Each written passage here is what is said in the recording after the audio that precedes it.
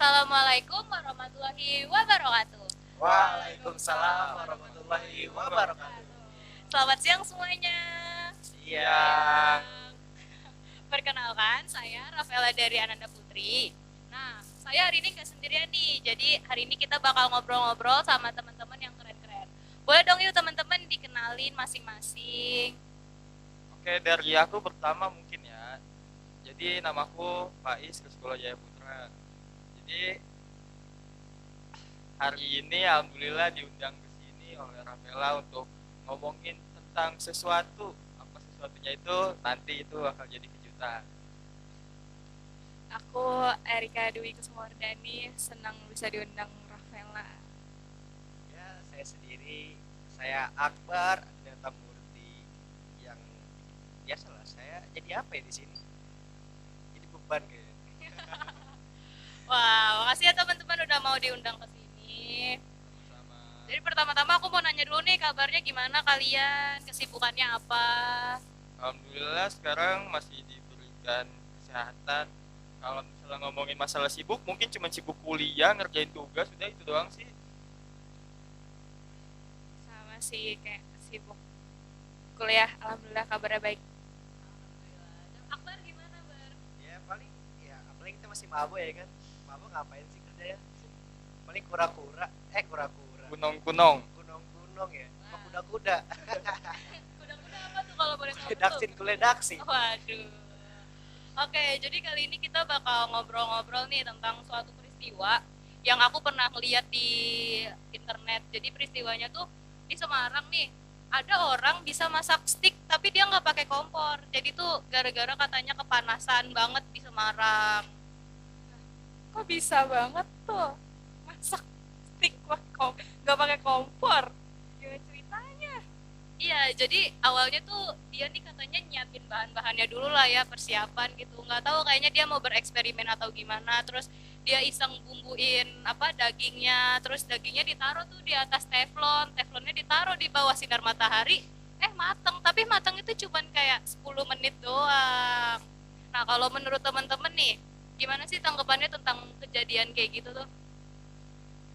Pertama, kalau menurut aku ya itu salah satu peristiwa ini ya, naiknya suhu bumi akhir-akhir ini kayak emang panas banget, nggak di Semarang doang, kayak di Jakarta, di Tangerang itu panas banget. Terus kalau menurut aku itu juga ada faktor-faktornya. Salah satunya tuh kayak ini ya, lagi kemarau juga pas bulan Juni sama bulan Juli gitu.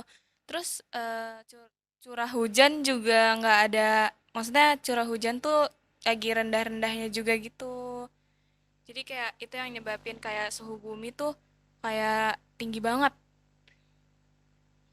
Iya benar sih, emang akhir-akhir ini kan kita tahu ya emang lagi panas banget, apalagi di Jakarta juga kan ngerasanya panas banget kan.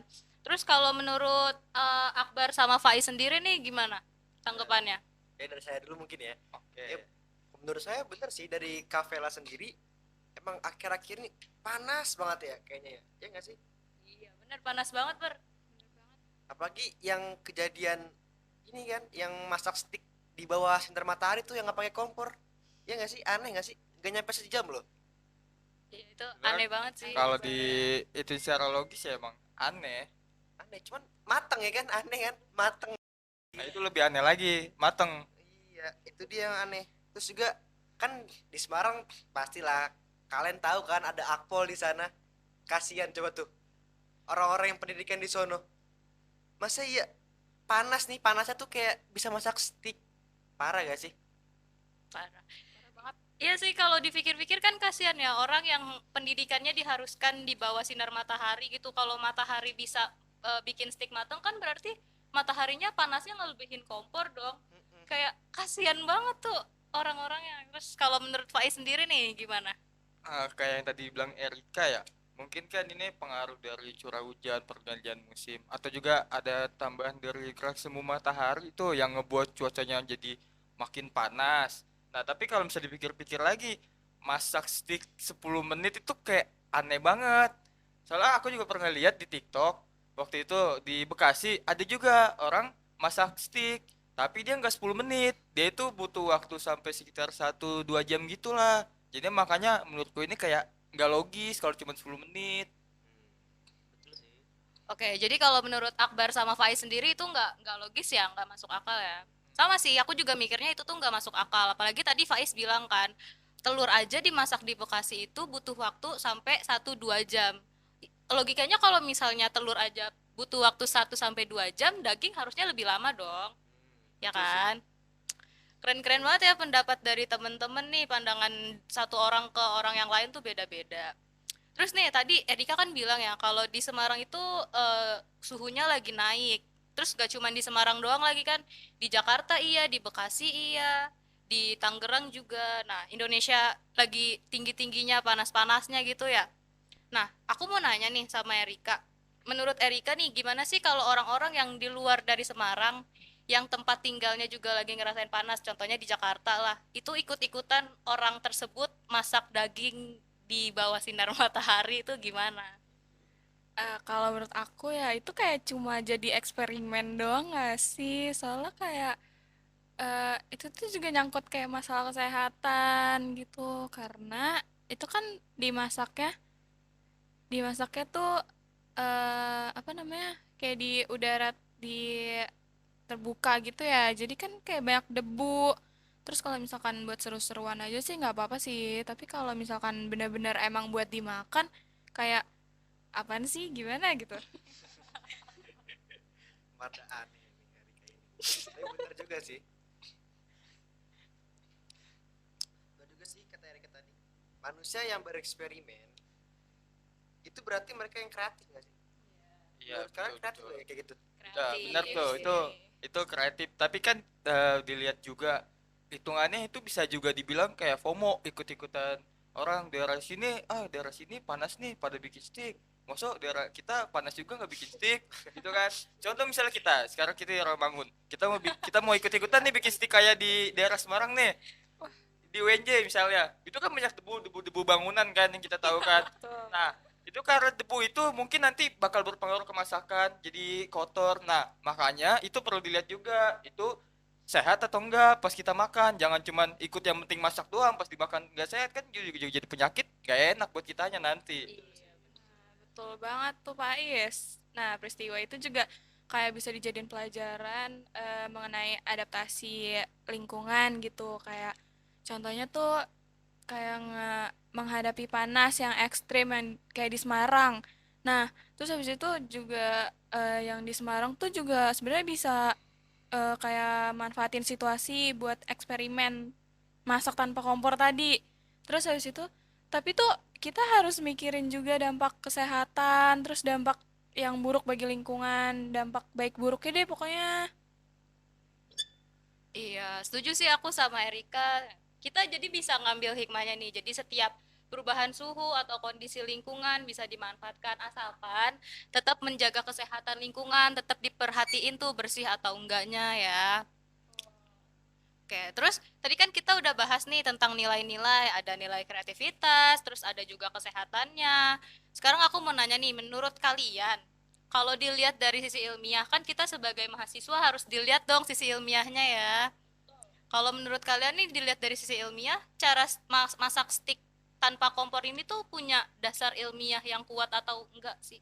Kalau dari aku sih sisi ilmiah ini sebenarnya agak susah ya, yang membenarkan ini sebagai metode masak yang efisien karena seperti kita tahu kalau memasak daging itu perlu suhu yang pas gitu, yang pas ya. Kadang-kadang kan sinar matahari kan nggak bisa diukur pakai alat-alat suhu yang ini kan, kayak kurang pas gitu, nggak bisa didetek sedetail mungkin.